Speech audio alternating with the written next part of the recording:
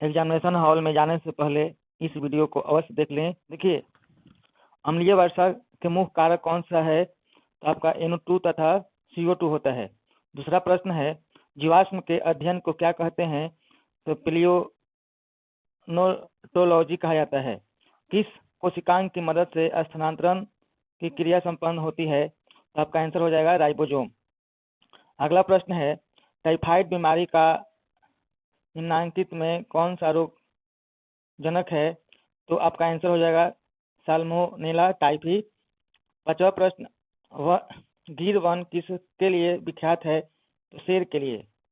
दूध किस जीवाणु द्वारा दही में रूपांतरित होता है? तो लैक्टोबैसिलस। अगला प्रश्न है, शुक्राणु के मध्य भाग में रहता है। तो आपका आंसर होगा माइटोकॉन्ड्रिया।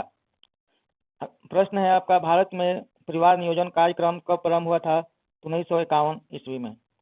द्विसंकरण क्रॉस का फेनोटाइप अनुपात होता है। तो 9:3:3:1 होता है। अगला प्रश्न है, भोपाल गैस त्रासदी किस गैस के रिसाव से हुआ था? तो मिथाइल आइसोसाइनाइड। DNA को देखने के लिए किसका प्रयोग किया जाता है? तो फास्ट ग्रीन का प्रयोग किया जाता है। रे डाटा बुक में सम्मिलित है। तो आपत्तिग्रस्त प्राणियों की सूची के लिए रे डाटा बुक में सम्मिलित किया जाता है। गर्भाशय किससे संबंधित है? तो मादा जनन तंत्र से। मालाडी क्या है? तो गर्भ निरोधक गोलियां होता है मालाडी। विराल जांच से किसका पता चलता है? तो टाइफाइड का पता चलता है। अगला प्रश्न है, कान्हा राष्ट्रीय अभयारण्य मशहूर है बाघ के लिए। किसके लिए? बाघ के लिए। ऊर्जा का पिरामिड होता है सदैव सीधा होता है। ऊर्जा का पिरामिड कैसा होता है? सदैव सीधा होता है। अनुवांशिक का जनक तो ये मेंडेल्स को कहा जाता है। क्रॉसिंग ओवर किस अवस्था में होता है? तो आपका आंसर हो जाएगा पैकेटिन अवस्था में। वर्ण आंद्रता में रोगी पहचान नहीं कर पाता है किसी भी रंग को, खासकर लाल और हरा में तो और वो कंफ्यूजन ही रहता है। तालाबीय परितंत्र में बड़ी मछलियां क्या होती है? तो तृतीय उपभोक्ता होती है। दुधवा राष्ट्रीय उद्यान कहाँ है? तो उत्तर प्रदेश में है।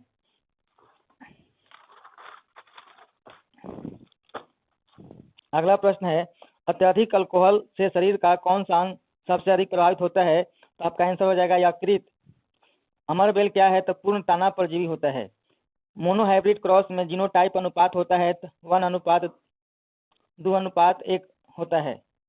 यानी इसको 1:2:1 कहा जाएगा।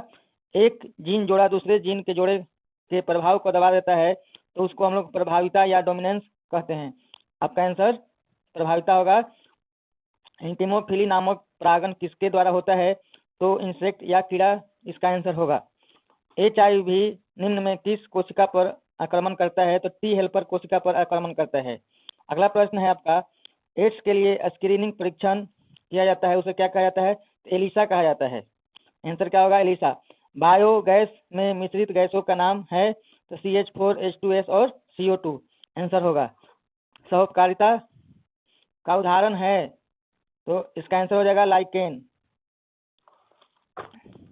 DNA को देखने के लिए प्रयोग किया जाता है इथीरियम ब्रोमाइड। अगला प्रश्न है, हरे पौधे उत्पादक होते हैं जो प्रकाश ऊर्जा को रासायनिक ऊर्जा में बदलते हैं। टेटनस द्वारा उत्पन्न विष किसे प्रभावित करता है? तो आपका हो जाएगा वॉलंटरी मस्कुलर यानी स्वैच्छिक मांसपेशियों को प्रभावित करता है।